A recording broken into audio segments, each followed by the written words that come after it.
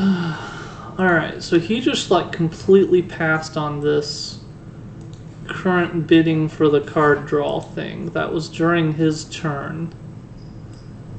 And if I do draw, I can still get the Void Rager, and my Void Speaker will give me one more, and I'll have 4 to spend. Then all of this will be in my pile.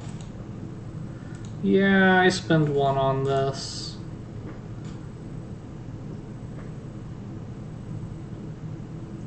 Six. I can make it to 7 money, but I can't make it to 8. Not quite enough for the Emery that I really want. But I can get a Void Rager and then a rebate, getting me up to 7. In fact, I have enough to put the Templar General into my hand first, and then do that if I think the General is going to be one of my purchases at all.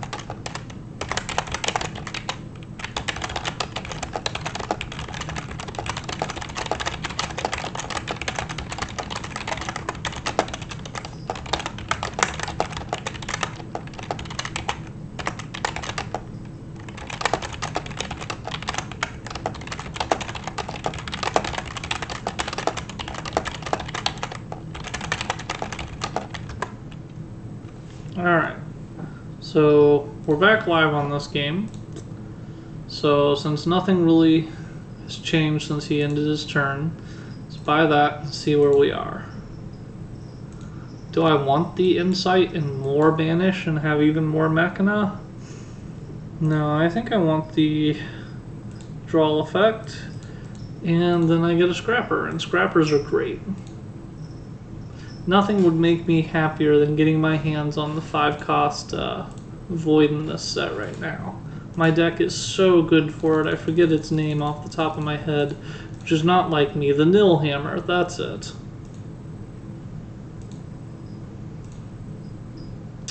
Ooh, FortuitousOne also wants to play. Starting that Champ Challenge. Can he beat Turtler7 in every set without taking, 30, 40 games? 30 is actually a pretty decent score. That's relatively normal for some of the top players. I have had people make it in the 20s before. Bravo to them. Let's see, what else do I want to do here? Do I want to... No, let's just lean into it. I can get a little bit going, and then I can switch gears. The mistake of creation means I don't need to aim for the Muramasa.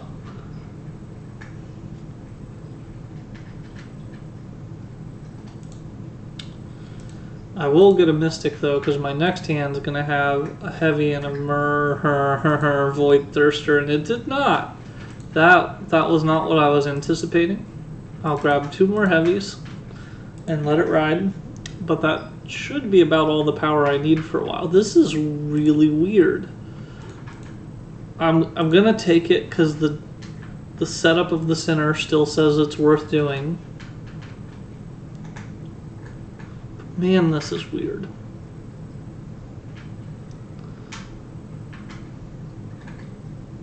I thought I was going to be playing that Delirium game live.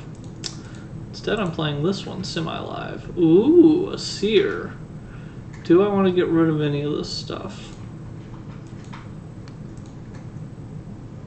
Honestly, no. He's not close enough to the Muramasa right now.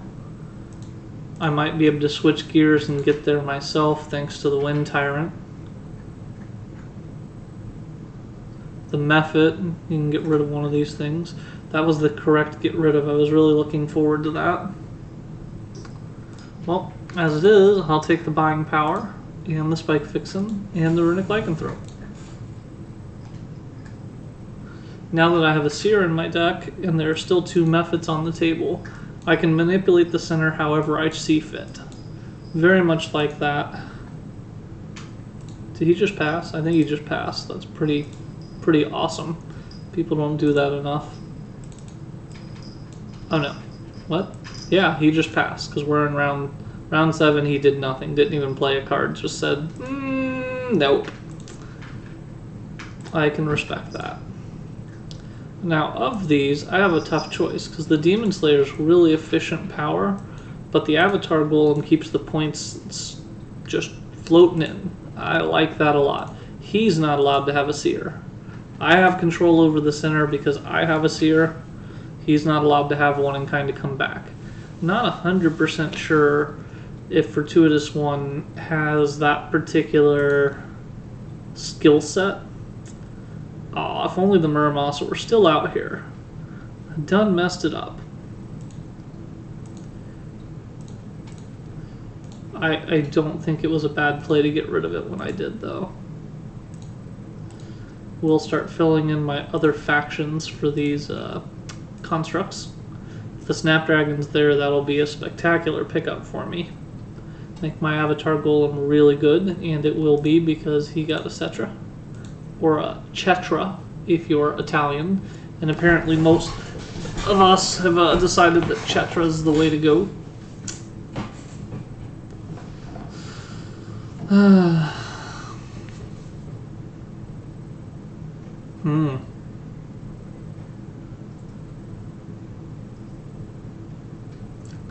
It's a little late for that. I think he might actually be in just pure points accumulation mode, taking a Void Initiate.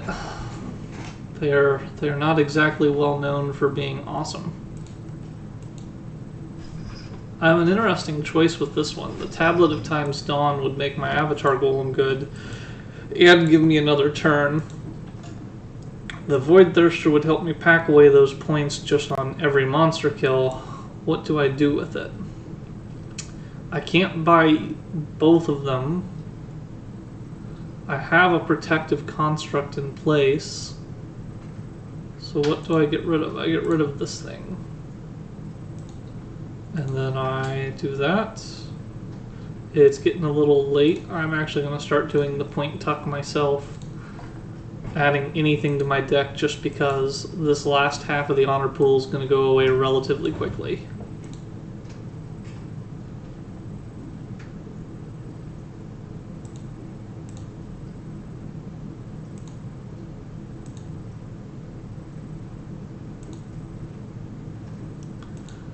Alright, so now I get to come back to that choice of do I want the tablet, which is amazing, or do I just take another Avatar Golem, which is, this is tough.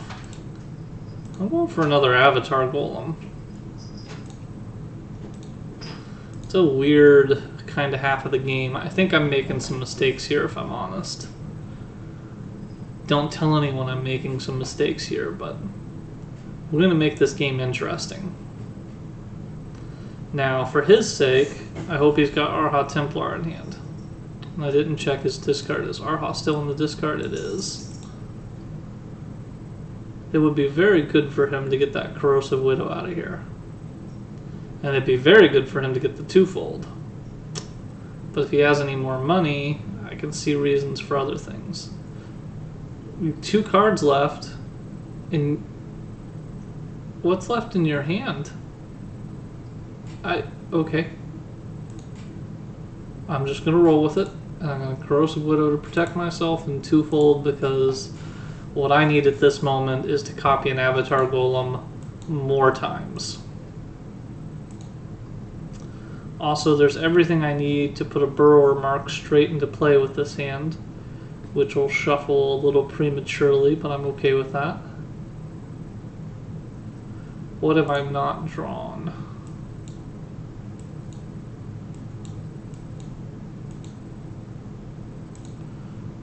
I don't think there's anything interesting I haven't drawn. Or is the Seer actually wrong? No, the Seer's over here. Yeah, there's nothing interesting in my last card.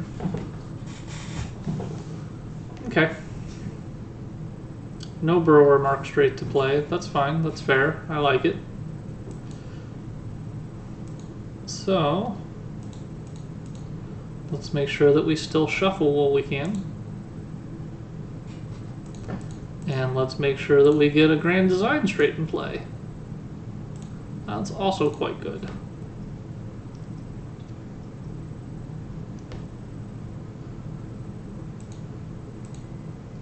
I get 4 points just for playing the cards in my hand. If a monster comes up, I'll get a little bit more. But I can put this Watchmaker's Altar straight into play. So Watchmaker Altar straight into play. Hello, monster. Milk, milk, milk, milk those points. So getting a bonus point from the Void Thirster, a bonus from the Snapdragon, putting this straight into play, getting some bonus, and killing the monster for 3 on its own. Playing the Avatar Golem for 3 on its own. It's a lot of honor just coming out of the ether.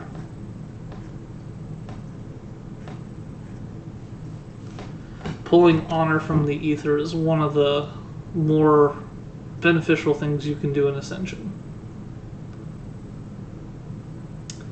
But here's one of the other scary things I have not looked yet.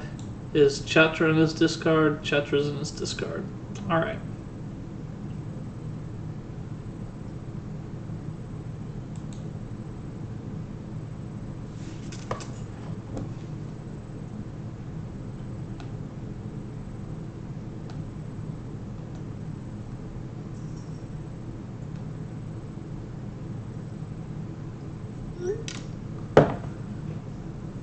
Alright. Well, there's no reason not to take an Initiate. If I take a Reactor Monk, there's a chance that I get 1 cost. If I take the Tablet of Time's Dawn, it takes away the potential nonsense for him to shuffle into it, but I don't think that kind of nonsense is actually a thing. Oh, that's a terrible final hand that I will probably never play. Please earn a point and end this. You don't have it. You just don't have this game. The 40 points in honor deficit and the deck. I mean, your deck is decent, but it's only decent. We're probably similar in deck value. So they're probably quite similar in deck value. I might have a slight lead because I've been tucking those silly little points. I think I have a lead in deck value as well. I'm not going to count it. But essentially what I see is winning by, what, 35 and another couple winning by 38.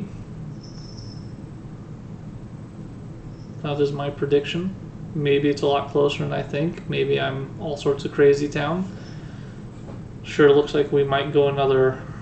Nope, we're not going another round. He's like, no, we're done. 42. Alrighty. Game 2.